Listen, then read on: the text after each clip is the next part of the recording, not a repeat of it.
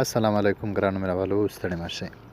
ښاپیرۍ نغمه غواړي له پخواني خاوند منګل سره یو ځل بیا واده وکړي، خو منګل د هغې لپاره څه شرطونه وړاندې کړي، دا چې هغوی به په خپل منځ کې بیا سره یو ځای شي او که نه. د ده او د نورو معلوماتو لپاره تاسو زموږ دغه ویډیو تر پایه پورې وګورئ.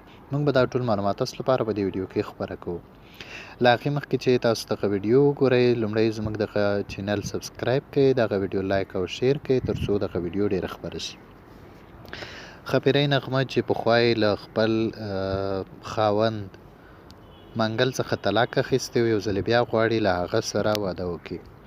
دا چې ښاپیرۍ نغمه ولې غواړي له هغې سره واده وکړي، آیا دا د منګل لپاره یو دام دی چې هغه پکې ګیر کړي، او که هغه په رښتیا غواړي چې له نغمې سره له منګل سره واده وکړي؟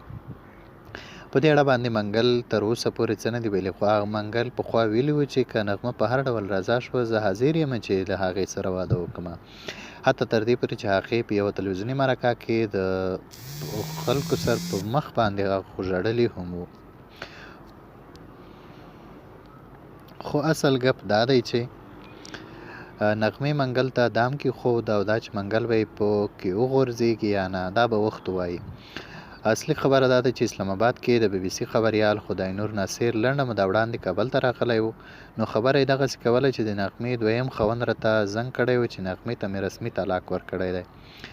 خبرې خپور که، خو زما له کوله یې مه خپروه. وایي ما ورته وویل چې نه جي، دا خو نه بیا خبر شو او نه هم کیسه. مقصد نغمه بیبي د دې وختونو کې بالکل له منګله مجرده ده، نو ځکه یې منګل ته دام کېښود، او ویې ویل که منګل طلوع کې رښتیا ما پسې ژړلي وي، نو زه بیا تیاره یم چې ورسره نکاح وکړم.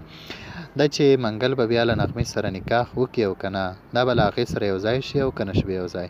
په دې اړه باندې تاسو زموږ دغه چینل تعقیب کړئ، زموږ راتلونکي ویډیوګانې وګورئ، او دا معلومات به موږ ستاسو لپاره خپروو.